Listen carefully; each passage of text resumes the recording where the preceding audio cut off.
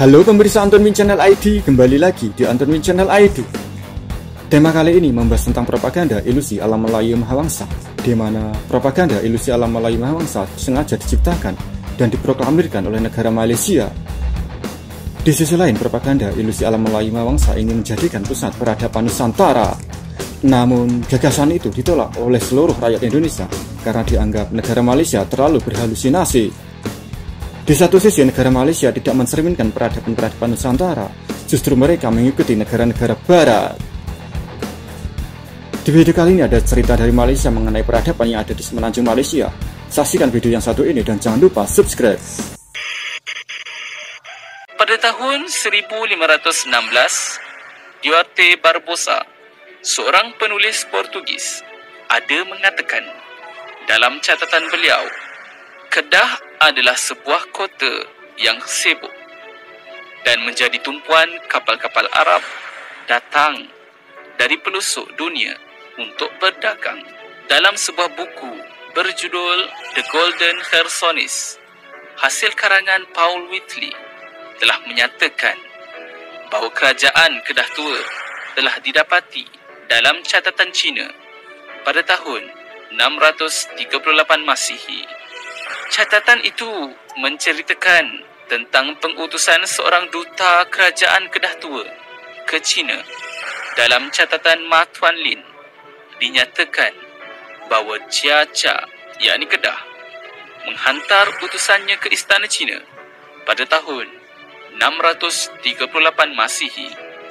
Seorang Sami Buddha yang bernama Yi Jing atau Ai Ching merupakan seorang Sami terkenal di China pada zaman dinasti Tang, menyebut tentang Kedah ketika perjalanannya ke Nalanda, India bagi mendalami agama Buddha. Beliau menyebut Kedah dengan nama Chie Chia. Sejak abad keempat Masihi lagi, sebelum kerajaan Kedah Tua menjalinkan hubungan diplomatik dengan negara China, Kedah Tua telah pun menjadi pelabuhan interport yang terpenting berdasarkan pentarikhan relief yang dibuat berdasarkan inskripsi-inskripsi yang dijumpai di Lembah Bujang. Balik kepada cerita Yi Jing ketika dia tinggal di Kedah sebelum meneruskan perjalanan ke Nalanda, India.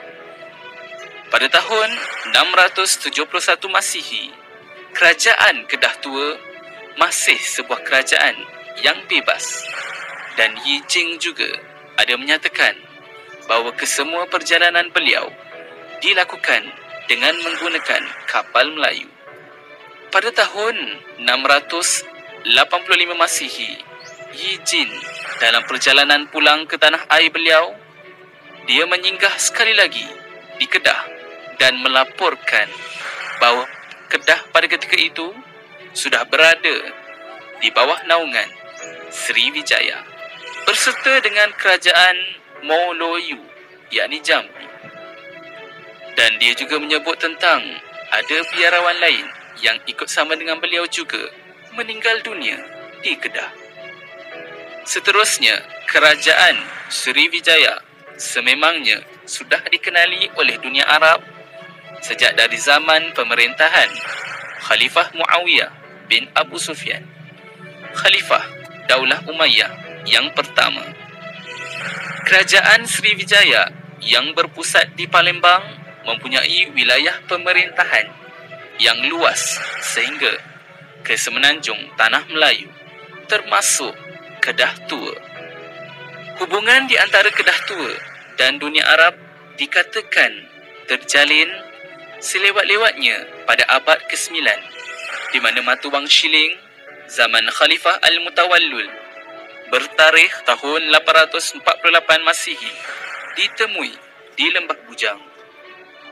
Paul Whitley juga menyatakan bahawa pada 940 Masihi, seorang pelayar Islam dari Bukhara yang bernama Abdullah Al-Muhalhil telah singgah di Kedah, dan beliau mencatatkan seperti berikut.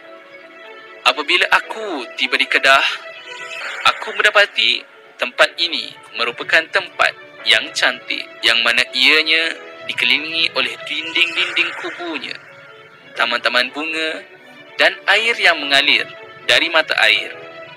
Aku melihat Lombong Biji Timah yang tiada tara bandingnya dengan mana-mana tempat di dunia.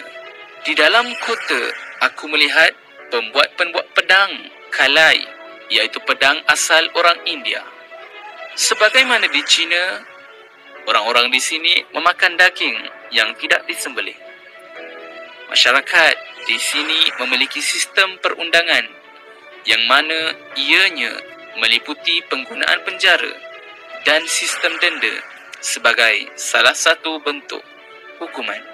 Mereka memakan gandum, tamar, sayur-sayuran yang mana ianya ditimbang sebelum dijual, dan roti-roti dijual secara bertimbun-timbun. Oke teman-teman, semuanya sudah kita saksikan bersama-sama bagaimana cerita tentang sejarah Malaysia yang ada di negara Malaysia.